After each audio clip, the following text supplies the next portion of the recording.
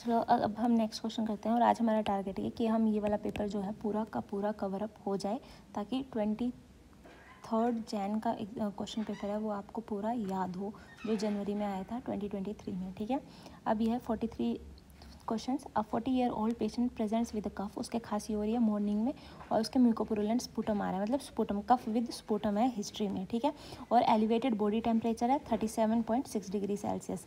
He has been smoking, he was 17, मतलब वो 17 साल की उम्र से वो स्मोकिंग कर रहा है। ऑस्कल्टेशन में रेस्पिरेशन डिफेक्ट हो रहा है, कोर्स रेस्पिरेशन आ रहे हैं, डिफ्यूज ड्राई क्रैकल्स आ रहे हैं लंग्स में, और ल्यूकोसाइट्स बढ़ा हुआ है। ठीक है, ल्यूकोसाइट्स जो है 4 से 9, 4 से 9 नॉर्मल होता है, पर यहाँ पे 12 है, मतलब leukocytes, white blood cells increase हो रखी हैं, और ESR का लेवल भी इंक्रीज हो रखा है।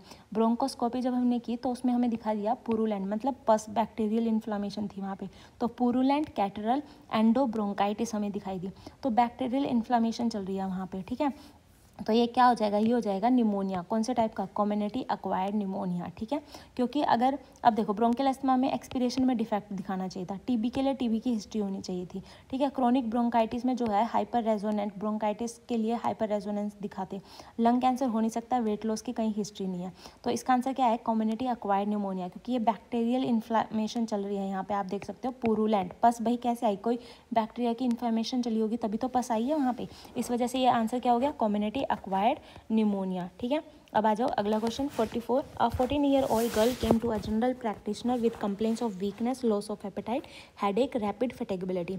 लास्ट मेंस्ट्रुएशन जो है उसका, her last menstruation was profuse and lasted for 14 days after the previous delay of 2 months. Objectively her skin is pale, heart rate is इतना है, blood pressure इतना है, hemoglobin इतना है, rectal examination, uterus and its appendages are without changes, no discharge from the genital tract. ठीक है, मतलब उसके यूट्रस में कोई दिक्कत नहीं है, उसके अपेंडेजेस में, यूट्राइन के अपेंडेजेस में भी कोई दिक्कत नहीं है, कोई चेंज नहीं है, कोई डिस्चार्ज नहीं आ रहा जेनिटल ट्रैक्ट से, तो उसके क्या दिक्कत हुई भाई, उसकी स्किन पेल क्यों है, उसका हार्ट रेट कम क्यों है, ब्लड प्रेशर 110/70 क्यों है, हीमोग्लोबिन कम क्यों है उसका, तो हीमोग्लोबिन कम मतलब उसके अनेमिया हुआ है, तो उसकी हिस्ट्री दे तो रखी है यहाँ पे कि उसके जो लास्ट मेंस्ट्रुएशन हुए थे वो 14 दिन तक स्टे किए थे, जबकि नॉर्मल मेंस्ट्रुएशन 5 से 7 दिन तक स्टे करने चाहिए, लेकिन उसके कितने 14 डेज तक, मतलब उसके ब्लड लॉस हुआ था इस वजह से, मतलब उसके हेमरेज हुआ था, मतलब उसकी हिस्ट्री आ गई, तो इसका आंसर क्या हो गया, पोस्ट हेमोरेजिक अनीमिया, इस वजह से उसको अनीमिया है, इसी वजह से उसकी स्किन पेल है और चेंजेस हैं। ठीक है, अब आ जाओ अगला क्वेश्चन 45। इसमें क्या बोला हुआ है, मैं सीधा सीधा बता रही हूँ। इतनी वुमेन है, उसके कंजेस्टिव हार्ट फेलियर था, और लेफ्ट वेंट्रिकुलर इजेक्शन फ्रैक्शन जो है 40%, लेस देन 40% है। जो इजेक्शन फ्रैक्शन अगर लेस देन 40% होता है, इसका मतलब कि उसका इजेक्शन फ्रैक्शन जो है वो रिड्यूस हो चुका है, तो उसके रिड्यूस्ड इजेक्शन फ्रैक्शन थी। ठीक है, और उसमें रामीप्राइल, टोरिसामाइड, बिसोप्रोलोल, क्लोपिडोग्रिल, डाइजोक्सिन, ये सब उसमें जो है ये सारी स्कीम है कि कौन सी ये ड्रग उसको लेनी है। ठीक है, अब उसके फ्रीक्वेंट क्या दिखाई दिया, फ्रीक्वेंट पॉलीमॉर्फिक पीवीटी आया, मतलब पॉलीमॉर्फिक वेंट्रिकुलर एक्स्ट्रासिस्टोल। जब भी पीवीटी आता है तो पीवीटी में क्या होता है, हमारा जो वाइडेंड QRS मिलता है। ठीक है, वाइडेंड QRS कॉम्प्लेक्स मिलता है, ऐसे भी हम उसको पहचान सकते हैं। जब वाइड QRS कॉम्प्लेक्स होता है तो उसका आंसर पीवीटी होता है। ठीक है, तो अब इसके ट्रीटमेंट में क्या देंगे, तो याद रखना इसके ट्रीटमेंट में हम डाइजोक्सिन देंगे, और ये अभी 20 जून को ये क्वेश्चन रिपीट हुआ था कि पीवीटी के ट्रीटमेंट में हम कौन सी ड्रग देंगे। तो जितने भी क्वेश्चन है जिनमें ड्रग्स मेंशन की गई है कि इसके ट्रीटमेंट के लिए ये ड्रग्स है, या PSVT के लिए ये ड्रग है, तो और PVT के लिए ये ड्रग है, तो ये क्वेश्चन आप बिल्कुल अच्छे से याद कर लेना, क्योंकि ये भर भर के क्वेश्चन थे 20 जून वाले पेपर में। जो अभी 20 से 26 जून एग्जाम हुए हैं उनमें सारे ड्रग्स क्वेश्चन इंपॉर्टेंट है, क्योंकि ये सारे क्वेश्चंस पूछे गए थे कि बीडी मतलब कि उसमें कौन सी ड्रग देंगे। ठीक है, और PVT में कौन सी ड्रग देंगे, PSVT में कौन सी ड्रग देंगे, और वुल्फ पार्किंसन वाइट सिंड्रोम में क्या ट्रीटमेंट देंगे, एब्लेशन कर देंगे उसके पाथवे को। तो ये सारे क्वेश्चंस रिपीट हुए हैं, ये क्वेश्चंस आएंगे और ये तुम्हारे पेपर में भी आ सकते हैं, तो इनको अच्छे से पढ़ो कि PVT के ट्रीटमेंट में क्या देंगे हम भाई, डाइजोक्सिन देंगे। ठीक है, अब आ जाओ अगला क्वेश्चन, और कौन सी ड्रग कॉन्ट्राइंडिकेटेड होती है, तो कॉन्ट्राइंडिकेटेड हम बिसोप्रोलोल करते हैं अगर किसी पेशेंट के डायबिटीज़ मेलाइटिस है और उसके हार्ट फेलियर के भी चांसेस बढ़ रहे हैं, तो कौन सी ड्रग आप कॉन्ट्राइंडिकेट करोगे, तो आप बीटा ब्लॉकर को कॉन्ट्राइंडिकेटेड करोगे। ठीक है, वो ड्रग आपको नहीं देनी है बिसोप्रोलोल। तो ये क्वेश्चन भी आप अच्छे से लिख के याद कर लो। ठीक है, अब आगे है 46 question. Year old man complaints of mild disturbances of memory, उसकी मेमोरी डिस्टर्बेंस हुई है, कोऑर्डिनेशन भी थोड़ा लड़खड़ा रहा है और गेट प्रॉब्लम भी है, ठीक है। अब इसके है cerebral atherosclerosis was confirmed, blood pressure within the नॉन, magnetic resonance imaging shows leukoaraiosis in the periventricular area, मतलब पेरीवेंट्रिकुलर एरिया में क्या हो रहा है, पेरीवेंट्रिकुलर जो एरिया है वहाँ पे ल्यूकोरेसिस दिखाई दे रहे हैं, मतलब कि वाइटिश एरिया थोड़ा है पेरीवेंट्रिकुलर एरिया में आपको दिखाई दे रहा है, और उसके मेमोरी इंपेयरमेंट हो रहा है, गेट अबनॉर्मेलिटी हो रही है, कोऑर्डिनेशन नहीं कर पा रहा है, ठीक है। तो इसका आंसर हो जाएगा बिन्स वैंगर्स डिजीज सबकॉर्टिकल आर्टेरियोस्क्लेरोटिक इंसेफेलोपैथी। ये वाला इसका आंसर याद कर लो, क्योंकि मैंने इसका आंसर ये अल्जाइमर डिजीज़ मारा था जो कि गलत था, फिर मैंने इसका चेक किया था तो इसका आंसर ये दिया हुआ था बेंस वैंगर्स डिजीज सबकॉर्टिकल आर्टेरियोस्क्लेरोटिक इंसेफेलोपैथी, ठीक है।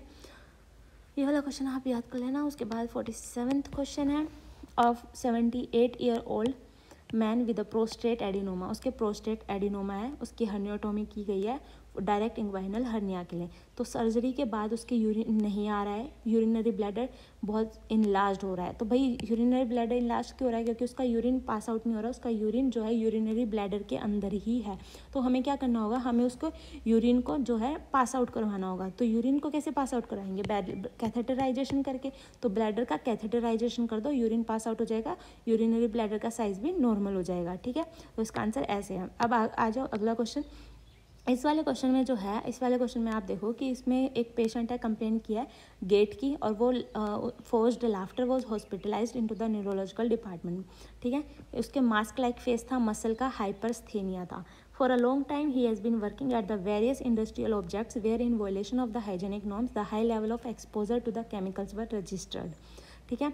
बट हार्मफुल फैक्टर, तो भाई उसके किस चीज़ की पॉइजनिंग हुई होगी, क्या किस चीज़ की दिक्कत हुई होगी, क्या पैथोलॉजी हुई होगी, तो उसके मास्क लाइक फेस है, मतलब कोई face less expression less face है, उसका कोई एक्सप्रेशन नहीं है, हंसने के, रोने के, दुखी होने के, खुश होने के कोई भी नहीं है, ठीक है। और उसका गेट भी डिसेबिलिटी है, गेट डिसेबिलिटी है उसके, और मसल की हाइपरस्थेनिया है, एक होता है ना एस्थेनिया, मसल्स की हाइपर स्थेनिया हो रखी है मसल्स उसकी। तो ये सारी कंडीशन होती है मरकरी पॉइजनिंग की। किसकी होती है ये, मरकरी पॉइजनिंग की। आप इसको याद कर लेना, ठीक है। ये MTR क्वेश्चन है, मतलब कि मुझे तो रटना ही है ये क्वेश्चन, तो ये उस टाइप का है, मैंने तो ऐसे ही याद किया था। तो इसका आंसर हो जाएगा मरकरी। अब आ जाओ next question 49। A 30 year old man complains of subfebrile body temperature that persist for last 3 हफ्ते से उसको बॉडी टेम्परेचर इतना है, लॉस ऑफ एपेटाइट हो रखी है, वर्किंग एबिलिटी, एक्सेसिव स्वेटिंग हो रही है रात को। तो जब देखो इसमें क्या बोल रहा है कि उसका वेट लॉस हो रहा है, स्वेटिंग भी हो रही है वो भी रात को, और थकान भी फील हो रही है, पल्मोनरी परकेशंस में कोई पैथोलॉजी नहीं आ रही है, ऑस्कल्टेशन में क्रैकल्स हैं अपर लोब में राइट साइड में। तो आपका जो ये टेम्परेचर है, थोड़ी थोड़ी हिस्ट्री लग रही है भाई, इसकी TB जैसी हिस्ट्री है, ठीक है। X ray shows a dense focus of moderate intensity 6 mm in diameter, मतलब 6 mm की इंटेंसिटी दिखाई दे रही है। तो इसका आंसर क्या हो जाएगा भाई, मैंने आपको खुद ही बता दिया भाई, उसमें पल्मोनरी जैसी मतलब कि ट्यूबरकुलोसिस जैसी हिस्ट्री दे रखा है, तो इसका आंसर हो जाएगा पल्मोनरी ट्यूबरकुलोमा, ठीक है। इसका आंसर क्या हो जाएगा, पल्मोनरी ट्यूबरकुलोमा, ठीक है। अब आ जाओ नेक्स्ट क्वेश्चन। इसमें जो है एसीटोन टेस्ट, इस क्वेश्चन में तो साफ साफ लिखा हुआ है, लास्ट की सेकंड लाइन पढ़ो, क्योंकि पहले अपन क्या करते हैं, पहले ऑप्शन देखते हैं कोई भी क्वेश्चन करने से पहले, हाँ भाई हमें मतलब कोमा की तरफ रहना है, फिर लास्ट क्वेश्चन की लास्ट 2 लाइन पढ़ो। उसमें क्या लिखा हुआ है, लीवर एसीटोन टेस्ट पॉजिटिव आ रहा है, तो एसीटोन कीटो एसिडोटिक कोमा में ही पॉजिटिव आता है, मतलब कि कीटो एसिडोटिक कोमा इसका आंसर हो जाएगा, ठीक है, जो कि डायबिटीज़ मेलाइटिस 1 का कॉम्प्लिकेशन होता है, ठीक है। तो डायबिटीज़ मेलाइटिस 1 का कॉम्प्लिकेशन है ये कीटो एसिडोटिक कोमा, और क्वेश्चन में भी दे रखा है टाइप 1 डायबिटीज़ मेलाइटिस थी उसके, ठीक है। अब आ जाओ next question.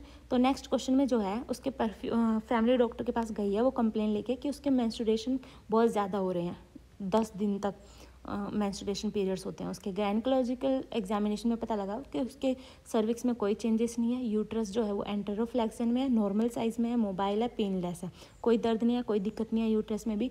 Uterine appendages on both sides are without peculiarities, मतलब जो यूट्राइन अपेंडेजेस हैं उनमें भी कोई दिक्कत नहीं है, ठीक है। फैमिली डॉक्टर ने डायग्नोज किया अबनॉर्मल यूट्राइन ब्लीडिंग, मतलब कि ये उसके पीरियड्स ज़्यादा इसलिए हो रहे हैं क्योंकि उसकी जो एंडोमेट्रियम है वो ज़्यादा प्रोलिफरेट हो रही है, इस वजह से अबनॉर्मल यूट्राइन ब्लीडिंग हो रही है उसके। तो किस मेथड से हम ये फाइंड आउट करेंगे, तो भाई देखो ये यूट्रस है तुम्हारा, ठीक है। ये यूट्राइन के अपेंडेजेस हैं, जो फेलोपियन ट्यूब जिसको बोलते हैं, तो ये अपेंडेजेस हो गए, ठीक है। यहाँ पे ओवरी हो गई, है ना।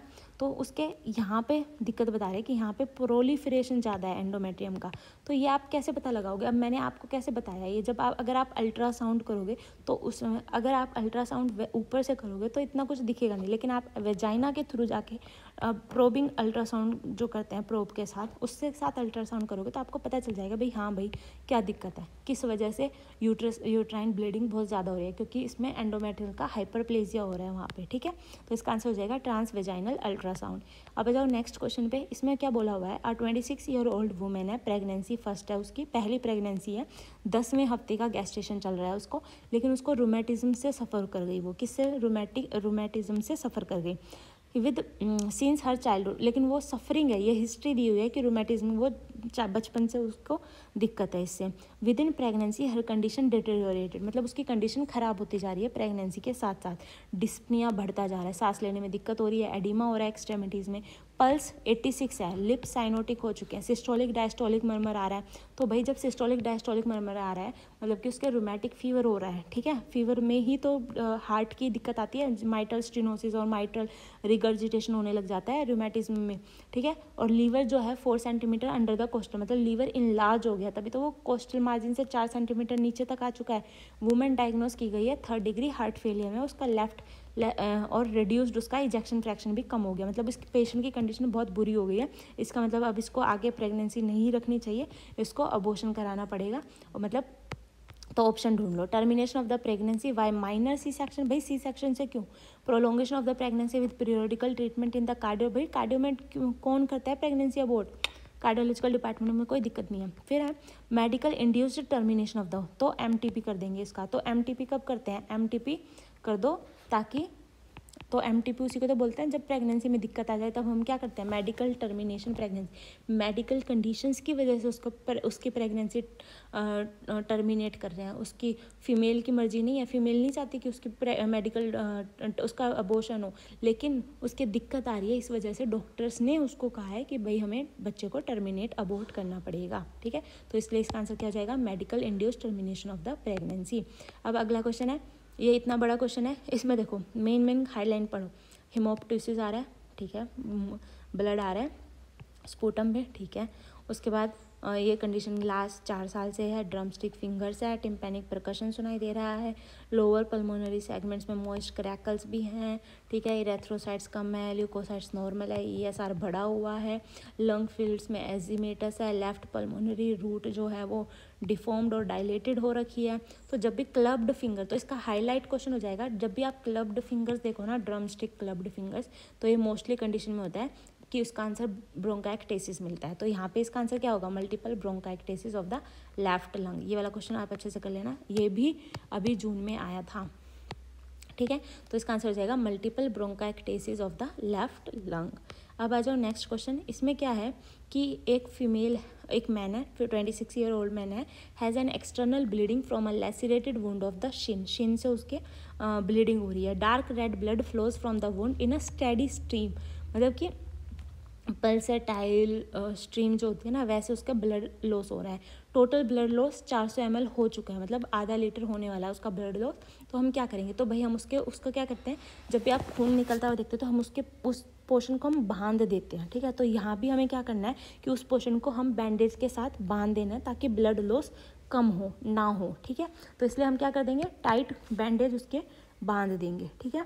और अगर यहाँ पे टोर्निकेट अप्लाई होता है तो टोर्निकेट हमेशा अबव अप्लाई करते हैं, बिलो नहीं करते हैं। अगर कहीं पे चोट लगे तो उसके ऊपर, वहाँ से खून आ रहा है तो उसके ऊपर बांधते हैं, मतलब उसके ऊपर साइड पे बांधते हैं। नीचे की साइड पे कभी भी हम टोर्निकेट नहीं अप्लाई करते हैं। उसका फ़ायदा क्या होगा? नीचे ब्लड तो ऊपर से लॉस हो जाएगा, नीचे से थोड़ा ना लॉस हो रहा था, तो ऊपर से लॉस हो रहा है, तो उस पोजीशन से ऊपर हम टोर्निकेट अप्लाई करते हैं, ठीक है।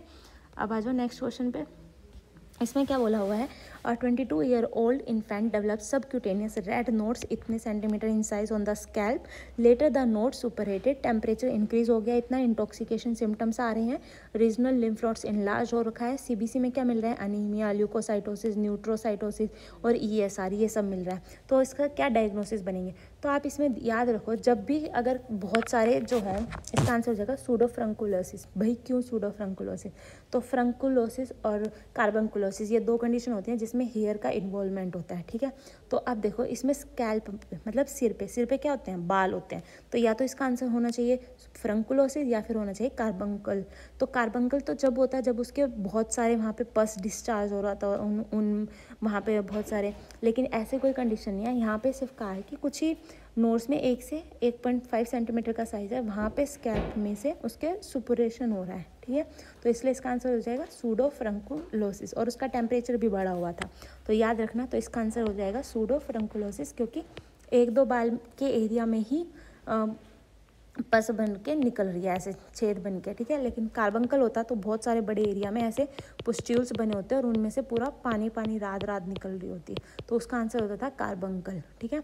और यहाँ पे सिर्फ 1 या 2 हेयर को इन्वॉल्वमेंट है और यहाँ पे मैनी हेयर्स इन्वॉल्वमेंट होती है कार्बंकल में, ठीक है। अब आ जाओ अगला क्वेश्चन, इसमें क्या बोला है, 7 साल का बच्चा है, suddenly develop pain oedema in right knee, day before at school ही took part in cross country skiing में, there is no family history of haemophilia, उसकी कोई फैमिली हिस्ट्री नहीं है हीमोफीलिया की, टू ब्लीडिंग ऑब्जेक्टिवली उसका बॉडी टेम्परेचर इतना है, the knee is painful on palpation, hot to touch है, एडिमा हो रखा है उसकी नी में, ठीक है। हीमोग्लोबिन 123 मतलब कि नॉर्मल है, ठीक है। ल्यूकोसाइट्स 5.6 नॉर्मल है, ठीक है। प्लेटलेट्स देखो यहाँ पे 1.5 से 3.5 होती है, थोड़ी सी प्लेटलेट्स बढ़ी हुई है, उसके बाद नॉर्मल है, वैसे तो प्लेटलेट्स भी नॉर्मल है, थोड़ी सी बढ़ी हुई है। पीटी टाइम क्या है 12 सेकंड्स, जो कि 10 से 15 सेकंड नॉर्मल होता है, तो ये नॉर्मल है।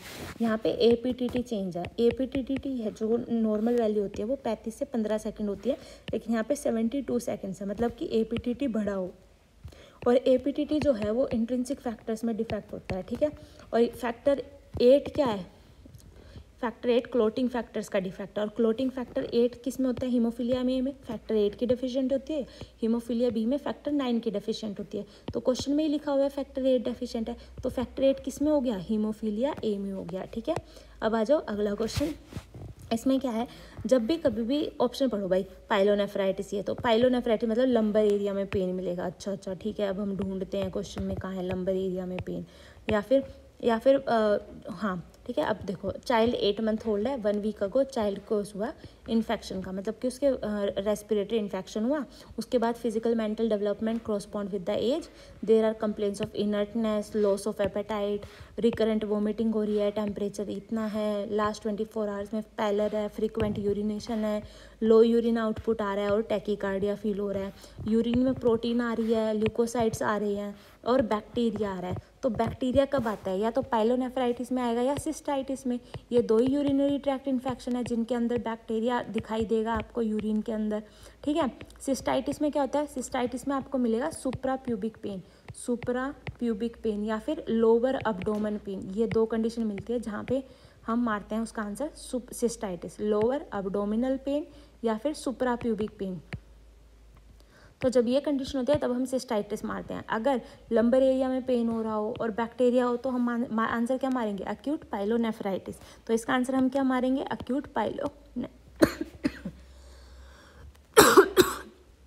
सॉरी, तो इसका आंसर हम मारेंगे अक्यूट पाइलोनेफ्राइटिस। अब आ जाओ अगला क्वेश्चन, इसमें क्या बोला हुआ है, इसमें देखो क्वेश्चन में साफ साफ लिखा हुआ है क्रेटिनिन फॉस्फोकाइनेज जो है वो उनकी एक्टिविटी बढ़ी हुई है, मतलब मसल्स टूट रही हैं। मसल्स जब टूटती है, मसल्स टूटी है तो मसल्स की बायोप्सी करनी पड़ेगी ना, क्योंकि मसल टूटती है तभी तो क्रेटिनिन फॉस्फोकाइनेज इंक्रीज होता है। तो यहाँ पे क्रेटिनिन फॉस्फोकाइनेज इंक्रीज हो रहा है, मतलब कि यहाँ पे हम क्या करेंगे, मसल बायोप्सी करेंगे। क्या करेंगे, मसल बायोप्सी। तो इस पूरे क्वेश्चन को पढ़ने की लास्ट सेकेंड लाइन से भी आप आंसर्स निकाल सकते हो। अब आ जाओ नेक्स्ट क्वेश्चन पे, इसका ब्लड प्रेशर देख कितना ज़्यादा है, बहुत ज़्यादा है। ईसीजी में क्या मिल रहा है, एलिवेशन ऑफ एसटी सेगमेंट, ठीक है, और एलिवेशन ऑफ एसटी सेगमेंट मिल रहा है, ठीक है, 1 AVL V5 V6। तो ये मतलब कि इसके MI के फीचर्स थोड़े थोड़े हैं, ठीक है। और इस क्वेश्चन में क्या दिया हुआ है, उसके ब्लड प्रेशर, हाइपरटेंशन भी हो रखी है। तो इसके हाइपरटेंशन विद एसटी एलिवेशन मतलब हाइपरटेंशन विद एमआई है। अब मतलब कॉम्प्लिकेशन हो गया ये हाइपरटेंशन का।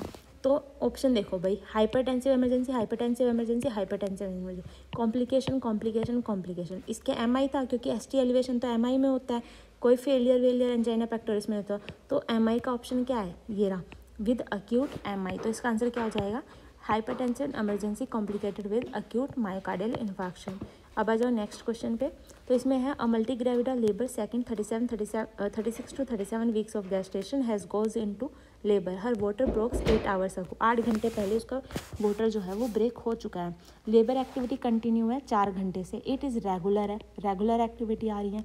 कॉन्ट्रैक्शन 35 सेकेंड्स के हैं, फिर 3-4 मिनट का ब्रेक होता है उनमें। Child is in cephalic presentation, cephalic presentation मतलब सिर नीचे है पैर ऊपर है। Head press to the entrance into the lesser pelvis, lesser pelvis में हेड है। पार्टिडेंट वुमेन कंप्लेंस हो रहा है, उसके सडन शार्प अब्डोमिनल पेन हो रहा है, अचानक से उसके अब्डोमिनल पेन होने लग गया, ठीक है। पल्स रेट 100 है, ब्लड प्रेशर 110/70 है, यूट्रस टेंस है लेकिन रिलैक्स नहीं हो पा रहा अब कॉन्ट्रैक्शन के बीच में, बहुत ज़्यादा टेंस्ड हो गया, ठीक है। जब बहुत ज़्यादा टेंस्ड हो गया उसके बाद क्या मिल रहा है, उसके हार्ट बीट फीटस की मफल्ड हो चुकी है, मतलब बच्चे पे अफेक्ट पड़ रहा है।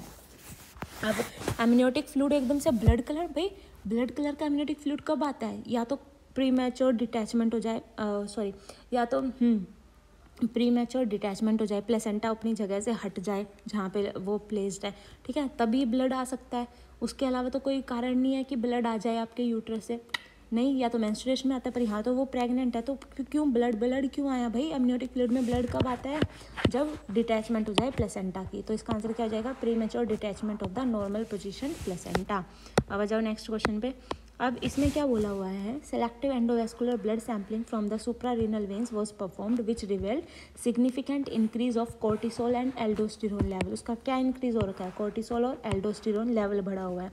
तो इसका डायग्नोस बताना है। कोर्टिसोल और एल्डोस्टेरोन, एल्डोस्टेरोमा कब होता है, जब एल्डोस्टेरोन लेवल इंक्रीज हो। तो इसका आंसर तो साफ साफ दिया हुआ है, एल्डोस्टेरोमा हो जाएगा, ठीक है। क्वेश्चन पढ़ने की ज़रूरत नहीं है, बाकी आपने बहुत अच्छे से पढ़े होंगे। तो मैं मेन रीज़न बता रही हूँ कि किस पॉइंट को पकड़ के आप क्या आंसर मार सकते हो पेपर में, ठीक है। मेरा क्वेश्चन है 28 ईयर ओल्ड मैन है, 9th डे उसको दिक्कत हुई, फीवर हो रखा है, उसकी हेडेक है, वीकनेस है, कॉन्स्टिपेशन है, स्लीप में दिक्कत है, स्किन में अब्डोमेन देर आर आइसोलेटेड रोजियोलास मिल रहे हैं आइसोलेटेड, पल्स लीवर इनलार्ज्ड है 2 सेंटीमीटर। तो इसका डायग्नोसिस बनाओ। तो हमेशा याद रखना, जब भी आपके अब्डोमेन पे पुस्ट्यूल्स आए, आइसोलेटेड रोजियोलास आए, तो अब्डोमेन पे आए, तो उसका आंसर भी क्या होगा, अब्डोमिनल टाइफाइड फीवर। क्या होगा, अब्डोमिनल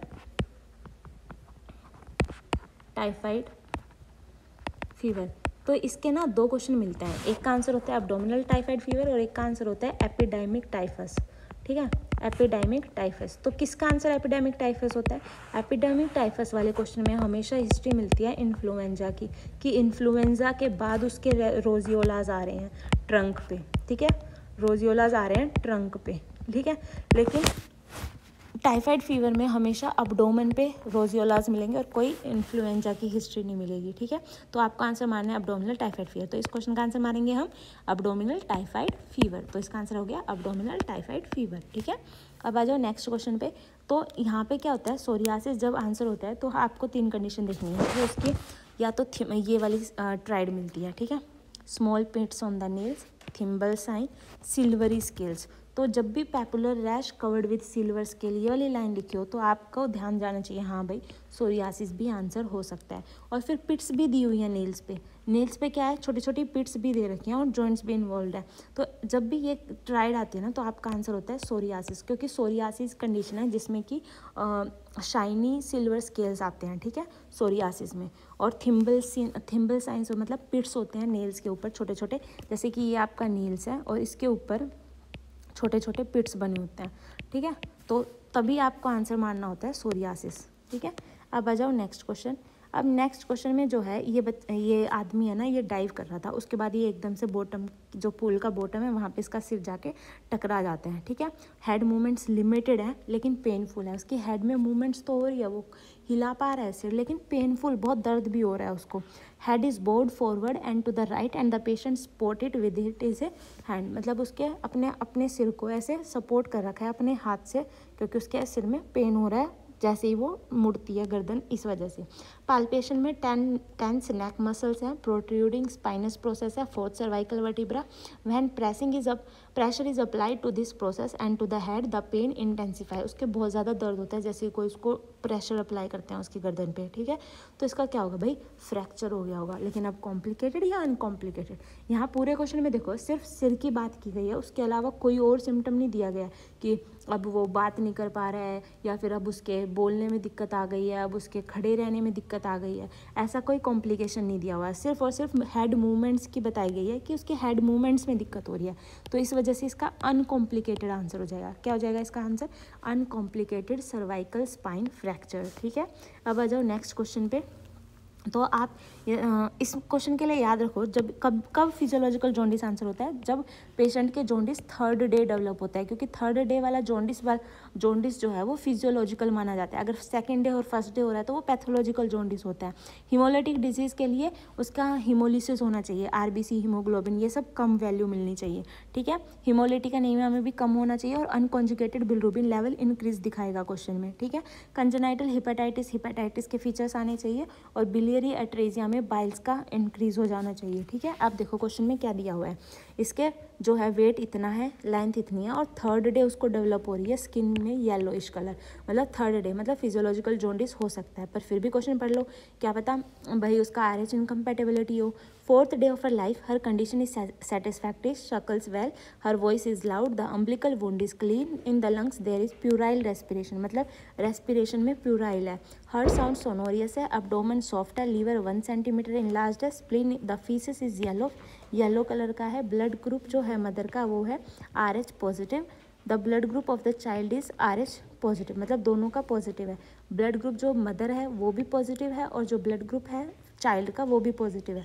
तो अब मदर और बच्चा दोनों का पॉजिटिव है, मतलब RS रहसिस इनकम्पेटेबिलिटी नहीं हो सकती। रहसिस इनकम्पेटेबिलिटी कब मिलती है, रहसिस इनकम्पेटेबिलिटी कब मिलती है, वो मिलती है जब मदर जो होती है ना उसका ब्लड ग्रुप नेगेटिव हो और बच्चे का, जो बच्चा होता है चाइल्ड, उसका ब्लड ग्रुप RH पॉजिटिव हो, तब रहसिस इनकम्पेटेबिलिटी होती है। पर यहाँ तो दोनों का ही पॉजिटिव है, तो रहसिस इनकम्पेटेबिलिटी नहीं हो सकती, ठीक है। तो इसके थर्ड डे जॉन्डिस हो रहा है और इसके ALT वगैरह ये सब इंक्रीज हो रखे हैं। तो इसका मतलब क्या हो गया, इसके हो गया फिजियोलॉजिकल जॉन्डिस। क्या हो गया इसके, फिजियोलॉजिकल जॉन्डिस, ठीक है। अब आ जाओ नेक्स्ट क्वेश्चन। पेशेंट्स रेस्पिरेशन इतना है, टैकीकार्डिया है, there are signs of intoxication के साइंस है। In the area of right scapula percussion sound is dull. तो परकशन में साउंड डल जब मिलता है ना तब उसका आंसर मोस्टली क्या होता है, उसका आंसर मोस्टली निमोनिया होता है, जब परकशन में साउंड क्या मिले, डल। लेकिन अब इसको और पढ़ लो आप क्वेश्चन।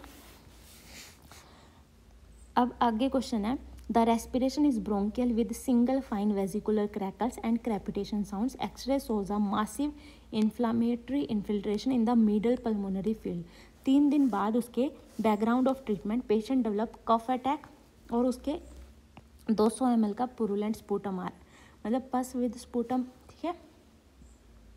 उसके बाद इसमें क्या बोला गया है, पल्मोनरी इन्फिल्ट्रेशन, राउंड एरिया है, हॉरिजॉन्टल लेवल ऑफ लिक्विड, मतलब कि एक ऐसे राउंड एरिया है उसमें हॉरिजॉन्टल लेवल में लिक्विड है और ऊपर एयर है, मतलब कि ये एब्सेस हो गया, ठीक है। एब्सेस में ही ऐसे होता है, तो एब्सेस में ही एक हॉरिजॉन्टल लेवल में फ्लूइड होता है और ऊपर एयर होती है, तो इसका आंसर क्या हो जाएगा, एब्सेस हो जाएगा, ठीक है, क्योंकि एब्सेस में ही फ्लूइड विद स्पूटम आता है, ठीक है।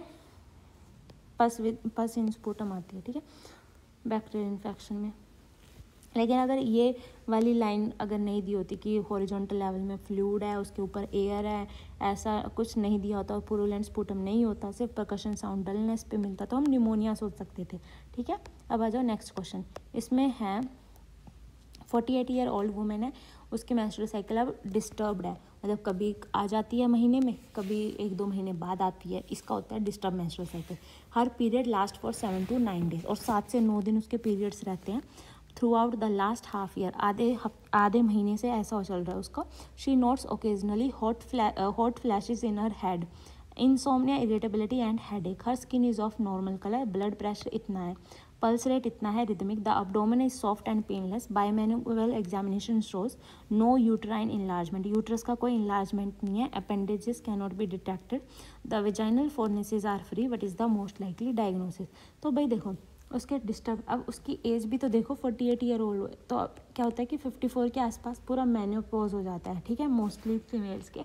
तो इसके भी मेनोपॉज वाली कंडीशन आ रही है, पर मेनोपॉज एकदम से तो नहीं हो जाएगा कि हाँ भाई अभी तक नॉर्मल रेगुलर आ रही थी और आज से उसकी मेंस्ट्रुएशन बंद, बिल्कुल ऐसा नहीं होता है। हमेशा क्या होता है कि धीरे धीरे जो है बॉडी में उसके सिम्टम्स आने लगते हैं, उसकी बॉडी हॉट फ्लैशेज आने लगते हैं, तो ये सारे जो होते हैं वो मेनोपॉज के सिम्टम्स होते हैं, ये सारे मेनोपॉज के सिम्टम्स होते हैं, ठीक है।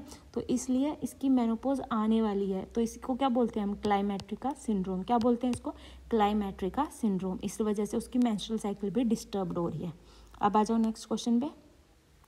During agriculture work in the field, a tractor driver received an open trauma of the hand. The tractor driver has never completed the full course of planned anti-tetanus immunization. उसने पूरा course नहीं किया हुआ tetanus का. What should be given for urgent specific prevention of tetanus in this case? तो भाई इसने tetanus का पूरा कोर्स नहीं लिया हुआ है, तो हम इसको क्या देंगे, टेटनस हम 1 ml टेटनस देंगे, ठीक है, 1 ml टेटनस एनाटॉक्सिन देंगे 3000 इंटरनेशनल यूनिट के साथ, सीरम के साथ. तो T फॉर टेटनस और T फॉर 2, मतलब इसमें सीरम और एनाटॉक्सिन, टेटनस की एनाटॉक्सिन दोनों देते हैं, तो दोनों चीज़ देते हैं. T फॉर 2 मतलब दोनों चीज़ देंगे, एनाटॉक्सिन भी देंगे और सीरम भी देंगे, ठीक है. और यूनिट 1 ml रहेगी, क्योंकि जो बच्चों में होता है ना उसमें करते हैं हम 0.5 ml दे दिया, लेकिन ये तो 1 साल से बहुत बड़ा बच्चा भाई एग्रीकल्चर में काम कर रहा है, तो इसकी वैल्यू हो जाएगी 1 ml का टेटनस देंगे, ठीक है. अब आ जाओ नेक्स्ट क्वेश्चन. अब 15-year-old boy complains of periodically headache and fatiguability. On examination, the boy is active. His psycho-emotional development corresponds with his age. His skin is pale and clammy. No abnormalities of the internal organs were detected. Blood pressure उसका 120/80 है. Noticeable is the excessive subcutaneous fat that is evenly distributed through out the body. मतलब उसके जो fat है ना वो ज़्यादा है, तो यहाँ पे लिखा हुआ है साफ साफ एक्सेसिव बॉडी फैट है. तो जब कोई मोटा होता है तो हम उसकी क्या देखते हैं, BMI निकालते हैं, भाई उसकी BMI कितनी है, नॉर्मल है या नॉर्मल से थोड़ी ज़्यादा है, ठीक है. तो यहाँ भी हम क्या निकालेंगे, हम उसकी बॉडी मास इंडेक्स निकालेंगे, BMI. अब आ जाओ नेक्स्ट क्वेश्चन. इस वाले क्वेश्चन में आप देखो इसके रेस्पिरेटरी इन्फेक्शन के बाद साउंड्स जो है वो मफल्ड आ रहा है. तो जब भी रेस्पिरेटरी इन्फेक्शन के बाद कोई हार्ट की दिक्कत आती है तो वो मोस्टली होती है मायोकार्डाइटिस. क्या होती है वो, मायोकार्डाइटिस. और इसके इन्फेक्शन हुआ था इसलिए इसके इन्फेक्शियस मायोकार्डाइटिस है. तो जब आपने जितने भी क्रॉक के क्वेश्चन होंगे ना PYQ, सब में देखा होगा कि रेस्पिरेटरी इन्फेक्शन की हिस्ट्री के बाद अगर उसको हार्ट की कंडीशन होती है ना, तो उसमें हम मायोकार्डाइटिस ही मारते हैं. क्या मारते हैं, उसका आंसर मायोकार्डाइटिस, ठीक है. तो इसमें भी मायोकार्डाइटिस ही आंसर लगाएंगे, तो इसका आंसर हो जाएगा इन्फेक्शियस मायोकार्डाइटिस, ठीक है. अब आ जाओ next question. An unconscious patient was deliver to a hospital by an ambulance. Ambulance से उसको डिलीवर किया गया है. हिज बॉडी टेम्परेचर इतना है, he presents with convergence and red dry skin. It is known that the patient work as a stoker in the boiler room. मतलब वो boiler room में काम करता था, तो बॉयलर रूम का मतलब उसका टेम्परेचर ज़्यादा हुआ होगा, तो उसको हीट स्ट्रोक लग गया होगा. तो उसको क्या लगा होगा, हीट स्ट्रोक लगा होगा, क्योंकि भाई वो गर्म पानी के वहाँ पे काम करता है, तो गर्म पानी का टेम्परेचर भी तो बढ़ाना होता है, कितना ज़्यादा होता है, तो इस वजह से उसको हीट स्ट्रोक लग गया होगा, उसके शरीर में पानी की कमी हो गई होगी, ठीक है. अब आ जाओ next question. A 3-year-old child presents with sharp deterioration of his general condition. He has a history of purulent otitis. उसके किस चीज़ की हिस्ट्री है, पुरुलेंट ओटाइटिस की. उसका टेम्परेचर है 38.5 degree Celsius. The left leg is pressed to the torso. Active movements are absent. तो उसकी active movements जो हैं वो एब्सेंट है. Lower third of the thigh and knee joint, मतलब कि जो घुटने से थाई के पोर्शन से, lower third of the thigh से और knee joint and knee joint are thick and hyperaemic and with localised fever. ठीक है, हाइपरेमिया हो रखी है, मतलब रेडनेस हो रखी है और फीवर है. Axial load leads to acute discomfort to the patients.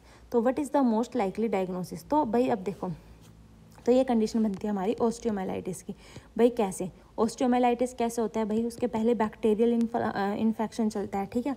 तो यहाँ पे देख पुरुलेंट ओटाइटिस हुआ है, मतलब कि उसके ब्लड के थ्रू हिमेटोजिनस स्प्रेड हुआ होगा या फिर लिम्फेटिक स्प्रेड हुआ होगा. कान से जो है इन्फेक्शन जो है वो टांगों तक गया होगा, ठीक है, लेफ्ट लेग तक गया होगा, इसलिए वहाँ की मूवमेंट्स जो है एक्टिव मूवमेंट्स वो एब्सेंट हुई हैं, ठीक है.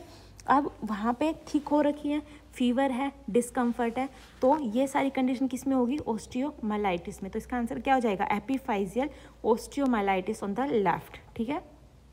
रोमेटॉइड अर्थराइटिस हो नहीं सकता। रोमेटॉइड अर्थराइटिस में जॉइंट्स के मूवमेंट में दिक्कत होती है, ठीक है। और रोमेटॉइड में हिस्ट्री मिलती है कि उसकी सुबह सुबह जो है वो उसके दिक्कत हो रही है काम करने में, और बच्चा स्कूल भी लेट जा पाता है इस वजह से, तो वो हिस्ट्री मिलती है रोमेटॉइड अर्थराइटिस में। और वो भी जुवेनाइल रोमेटॉइड अर्थराइटिस लिखा होता है, क्योंकि रोमेटॉइड अर्थराइटिस एडल्ट में होता है, जुवेनाइल वाला बच्चों में होता है, ठीक है। हिप फ्रैक्चर तो है नहीं, क्योंकि उसके तो पुरुलेंट भाई इन्फेक्शन के बाद हुआ है, और इन्फेक्शन किस में होता है, ऑस्टियोमाइलाइटिस में, ठीक है। अब आ जाओ नेक्स्ट क्वेश्चन 73। इसमें क्या बोला गया है, a 7-year-old boy has been receiving treatment for a month, at the time of hospitalisation he had marked oedema. उसके क्या है, एडिमा हो रखा है, और यूरिन प्रोटीन जो है वो 4.2 ग्राम है। मतलब कि प्रोटीन जो है अगर मोर देन 3.5 ग्राम होता है तब हम उसको बोलते हैं भाई प्रोटीन यूरिया हो रहा है, ठीक है। तो क्या बोलते हैं हम, प्रोटीन यूरिया हो रहा है। लेकिन इसमें एडिमा है और प्रोटीन यूरिया भी है उसके, और हाइपोप्रोटीनेमिया, उसके शरीर में जो है प्रोटीन की कमी होगी। क्यों, क्योंकि प्रोटीन तो यूरिन के थ्रू निकल रहा है, तो शरीर में तो प्रोटीन की कमी हो गई, शरीर में हाइपोप्रोटीनेमिया हुआ तो एडिमा डेवलप हो गया होगा, ठीक है। और उसके हाइपर कोलेस्ट्रोलेमिया, तो ये ट्राइड होती है बच्चों। ये ट्राइड किसकी होती है, ये ट्राइड होती है नेफ्रोटिक की। किसकी ट्राइड होती है ये, नेफ्रोटिक की। तो जब भी क्वेश्चन में आप हाइपर कोलेस्ट्रोलेमिया पढ़ो, ये लाइन पढ़ते ही उसका आंसर होता है नेफ्रोटिक। तो कोलेस्ट्रॉल लेवल बढ़ा होता है, एडिमा होता है, एडिमा एनासार्का वाला, मतलब पूरी बॉडी में एडिमा है, जनरलाइज्ड एडिमा हो रखा है, ठीक है। और उसके प्रोटीन यूरिया हो रखा है, प्रोटीन यूरिया। और प्रोटीन यूरिया कितना, मोर देन 3.5 ग्राम पर लीटर, तो 3.5 से ज़्यादा प्रोटीन लॉस हो रखा है। इस वजह से इसका आंसर क्या है, इसका आंसर है नेफ्रोटिक। अब आ जाओ नेक्स्ट क्वेश्चन। तो ये वाला क्वेश्चन मैंने कैसे याद किया था, इसका मुझे नहीं पता था एक्सप्लेनेशन, बट मैंने इसका कैसे लगाया था, इसका लगाया था कि कॉस्ट सीटी स्कैन की इंक्लूड किया है प्राइस में, और उसका एनुअल अमाउंट है 10% ओरिजिनल कॉस्ट से। तो यहाँ पे 10% है उसका प्राइस, तो 10 साल तक ही वो चलेगी। तो मैंने इसका ऐसे याद किया था, 10 है तो 10 ईयर ही होगा इसका, ठीक है। अब आ जाओ next question. Survey X ray of the patients abdominal cavity shows severed hemispherical areas of lucency, ठीक है। लूसेंट एरियाज हैं, मतलब कि लूसेंसी एरिया, मतलब ऐसे बिल्कुल एक होता है ना, बिल्कुल एकदम एक सेम कलर के लूसेंट एरिया मिलते हैं तुम्हें, तो वैसे हेमिस्फेरिकल एरियाज हैं। हेमिस्फेरिकल मतलब आधे आधे, ठीक है। लूसेंट एरियाज हैं, located above well defined horizontal levels, horizontal level से ऊपर है। मतलब कि जो हमारा ये अब्डोमिनल कैविटी है, ये डायफ्राम है, इसके ऊपर आपको लूसेंट एरिया दिखाई दे रहे हैं, ठीक है, ऐसे। तो भाई लूसेंट एरिया कब दिखाई देंगे, लूसेंट एरिया दिखाई दे रहे हैं तो इसका मतलब इंटेस्टाइन में दिखाई दे रहे हैं, तो इंटेस्टाइन का ऑब्स्ट्रक्शन और क्या है, इसलिए दिखाई दे रहे हैं, ठीक है। तो जब भी एक्सरे में आपको अब्डोमिनल कैविटी के अंदर, अब्डोमन के अंदर, डायफ्राम के ऊपर नहीं, अब्डोमन के अंदर आपको लूसेंट एरिया दिखाई दे, वो भी हेमी लूसेंट, क्योंकि जो हमारी इंटेस्टाइन होती है ना, उसमें ऐसे ऐसे वो होते हैं, लाइन होती है ना, तो इनमें एयर होगी, इस वजह से ये ऐसे दिखाई दे रहा है, तो एक्सरे पे, ठीक है, इस वजह से ये ऐसे दिखाई देते हैं। तो इसका मतलब ऑब्स्ट्रक्शन हो रखा होगा इंटेस्टाइन का ऑब्स्ट्रक्शन हो रखा है, इस वजह से हेमिस्फेरिकल एरियाज लूसेंट दिख रहे हैं। अब बच्चा किससे खेल रहा था, मोज़ैक से, मतलब कोई गेम होता है जिसमें बच्चा जो है वो खेल रहा है छोटे छोटे प्लास्टिक की चीज़ों से, ठीक है। अब 2 साल का बच्चा है, एकदम से उसको खांसी हो गई, स्ट्रीडर हो गया, रेस्पिरेशंस में वोमिट करना चाहता है पर वोमिट हो नहीं रही है, साइनोसिस हो रहा है, साइनोसिस हो गया भाई, मतलब उसको सांस लेने में बहुत ज़्यादा दिक्कत हो रही है, मतलब उसने कुछ इनहेल कर लिया होगा जिसकी वजह से ऑब्स्ट्रक्शन हो गया होगा, जिसकी वजह से अब उसको सांस लेने में दिक्कत हो रही है और उसको खांसी भी आ रही है, ठीक है। तो उसने फॉरेन बॉडी क्या कर ली, उसने फॉरेन बॉडी वो मुँह में दे ली, उसने मतलब फॉरेन बॉडी उसने निगल ली, एस्पिरेट कर ली, ठीक है, इस वजह से। अब आ जाओ 77th question. A 23-year-old women came to the gynaecological clinic, she complaints of pain है, ईचिंग है, बर्निंग है। उसके पेन हो रहा है, ईचिंग हो रही है, बर्निंग हो रहा है वुल्वा में, ठीक है। जनरल वीकनेस है, इंडिस्पोजिशन, एलिवेटेड बॉडी टेम्परेचर, उसके हेडेक भी हो रहा है। वुल्वा में क्या है, मल्टीपल वेजाइकल्स दिखाई दे रही हैं उसको। तो आप देखो, अगर यहाँ पे पेनलेस वेजाइकल्स होती, अगर पेनलेस होती तो हम मारते उसका, पेनलेस होता है सफाईलेस में, साइफिलेस, उसको ऐसे याद कर सकते हैं, साइफिलेस में पेनलेस होता है, तो उसका आंसर मारते हैं हम साइफिलिस। लेकिन यहाँ पे पेनफुल है, तो पेन वाली जो चीज़ें होती हैं वल्वा में वो हर्पीज़ में मिलेंगी। तो पेन है, ईचिंग है, बर्निंग है, तो ये किस में मिलेगी, जेनाइटल हर्पीज़ इन्फेक्शन में, ठीक है। अब आ जाओ नेक्स्ट क्वेश्चन। नेक्स्ट क्वेश्चन में बोला गया है 30 ईयर ओल्ड वुमेन है, उसके ईचिंग है स्किन में और इवनिंग में ये ईचिंग स्टार्ट होती है। जब भी ईचिंग इवनिंग में स्टार्ट हो ना, और स्पेसिफिकली अगर रात को स्टार्ट हो, तो हम उसका आंसर मानते हैं स्केबीज, क्योंकि स्केबीज में इंटरडिजिटल फोल्ड्स में खुजली होती है रात को, इंटरडिजिटल्स में, ठीक है, खुजली होने लग जाते हैं शरीर के। तो वही सेम हिस्ट्री यहाँ पे दी हुई है, उसकी ईचिंग हो रही है रात को, स्पेसिफिकली रात को हो रही है इंटरडिजिटल फोल्ड्स में, मेमोरी ग्लैंड्स में, अब्डोमेन में, बटक्स में, थाइज में, numerous fine papular and papulovesicular rashes हैं पेयर्स में, एक्सकोरिएशंस। लेकिन कोई भी रैश नहीं है फेस और नेक पे, तो फेस और नेक पे तो स्कैबीज में रैश होते ही नहीं है। सिमिलर रैश उसके हस्बैंड में भी ऑब्जर्व हो रहा है, इसका मतलब उनके क्या होगी, स्केबीज हो गई, उनके क्या हो गई, स्केबीज हो गई, ठीक है। तो इसका आंसर स्केबीज आ जाएगा, जब भी इंटरडिजिटल फोल्ड्स में खुजली होए, वो भी स्पेसिफिकली रात को। अब आ जाओ next question. A 45 year old man came to the haematologist with complain of general weakness, elevated body temperature, excessive sweating, enlarged cervical lymph node. तो उसके स्वेटिंग हो रही है और पसीना आ रहा है, सर्वाइकल लिम्फ नोड्स इनलार्ज्ड है, स्किन पेल है, ड्राई है, posterior cervical lymph node dense है, इलास्टिक है, 2 सेंटीमीटर की डायमीटर में। हिपैटोस्प्लीनोमेगैली उसके मिली है, उसके कौन सी मिली है, उसका लीवर और स्प्लीन दोनों इनलार्ज्ड है। तो हम उसके में क्या एग्जामिनेशन नेसेसरी है उसकी पैथोलॉजी को फाइंड आउट करने के लिए। तो जब भी वो हिमेटोलॉजिस्ट के पास गया, हिमेटोलॉजिस्ट क्या करते हैं, लेकिन उसके लिम्फ नोड्स हिमेटोलॉजिस्ट तो ब्लड चेक कर लेंगे ज़्यादा से ज़्यादा, लेकिन इसके हिपैटोस्प्लीनोमेगैली भी डिटेक्ट हो रही है। इसका मतलब हम इसके क्या है, मे बी इसके कोई कैंसर हो सकता है, ठीक है, मे बी कोई अनीमिया हो, ल्यूकेमिया हो, CLL हो, तो हम इसकी CT करके देखेंगे। तो हम इसका क्या देखेंगे करके, CT स्कैन। तो उस कैंसर के लिए हमेशा CT करते हैं, तो ये याद रखना, जहाँ भी कभी भी CT आंसर होगा तो वहाँ पे देखना उस पेशेंट के कैंसर होगा। तो कैंसर के लिए हम CT करते हैं, C से कैंसर, C से CT, ठीक है। अब आ जाओ नेक्स्ट क्वेश्चन 18। इसमें क्या है, बेसोफिलिक स्टिपलिंग दी हुई है, और मैंने आपको पहले ही पिछले वीडियोस में भी बताया था, जब भी बेसोफिलिक स्टिपलिंग है, इसका मतलब जो RBC है उसका कलर ब्लू हो रखा है, और RBC का ब्लू कलर है किसकी वजह से होगा, लेड पॉइजनिंग की वजह से, या फिर सैटुर्निज्म की वजह से। तो किसी किसी ऑप्शन में इसके लेड की जगह वहाँ पे सैटुर्निज्म भी लिखा होता है, ठीक है। तो या तो आप सैटुर्निज्म आंसर मारो या लेड मारो, ठीक है। तो जब भी बेसोफिलिक स्टिपलिंग होगी तो ये आंसर होगा, ठीक है। अब आ जाओ अगले क्वेश्चन में क्या है, 4 घंटे बाद उसको फीटर हिपैटिकस हो रहा है। फीटर हिपैटिकस मतलब हिपैटिक फेलियर। तो फीटर हिपैटिकस के लिए हमेशा क्या मिलता है, एक्यूट हिपैटिक फेलियर।